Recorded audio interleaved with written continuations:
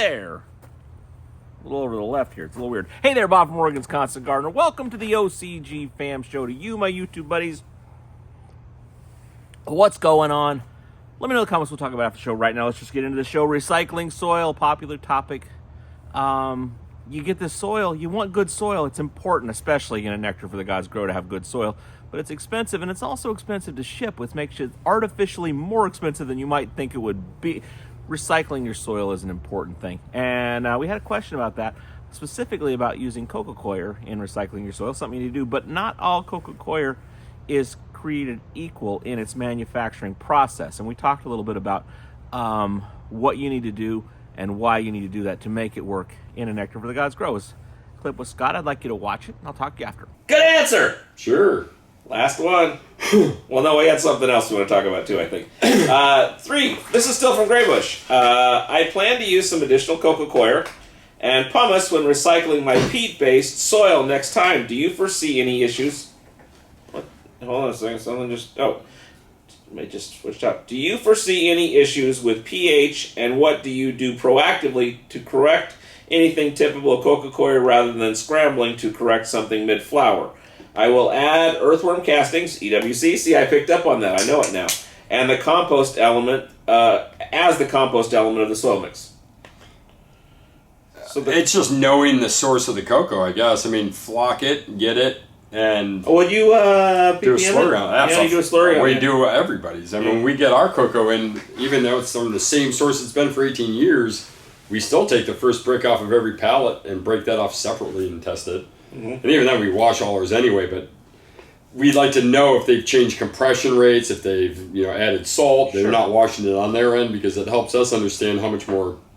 Sometimes we have to add a couple 100 pounds of calcium limestone in to reduce the salt from pallets, and then there's months we won't ever even put limestone out because it comes in so low. Oh, so you might, you would want to check. If you get a standard bag from most of these companies that's just shredded cocoa, I would be surprised if you're under 700 parts per million out of the bag, just from sodium from salt water. So check that. That's what's going to bite you in the butt. Is you're not going to. Well, it's because there's oceans where there's neutral. Is that what they use? Seawater. Seawater. Yeah, sure. Freaking hell! I'm in a third world country where we don't have any fresh water. But hey, wash your cocoa with the fucking good water we drink. They don't let third world countries use drinking water for a washing solution. So most of them will just hydrate, rinse, and then compress with salt.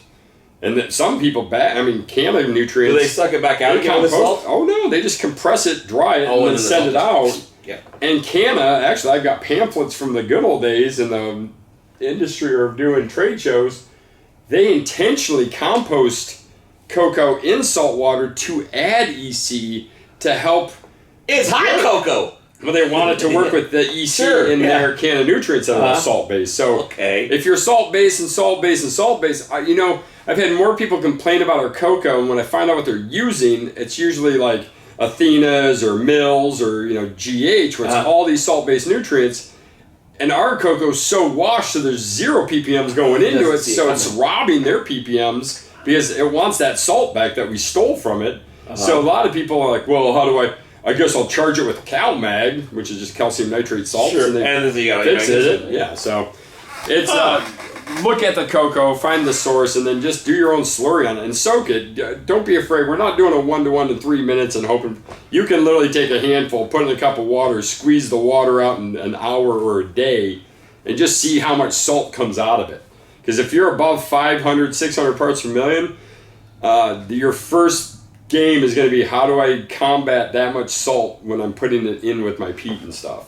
So you're not doing this to see what the number is. You're doing this to see if it's a shit ton or none. Yeah, because if it's like 300 or less, no problem. Your plants will eat it. Your microbes will break it down. SLF will clean it right up.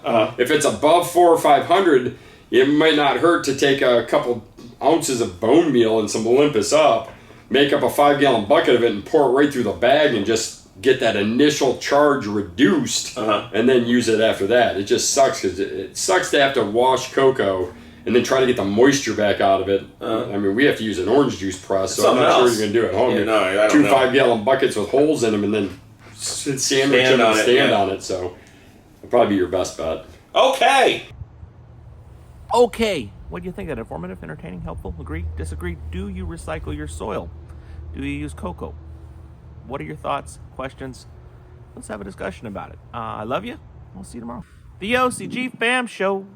It's pretty good. It happens every day. It's the OCG Fam Show. See you tomorrow.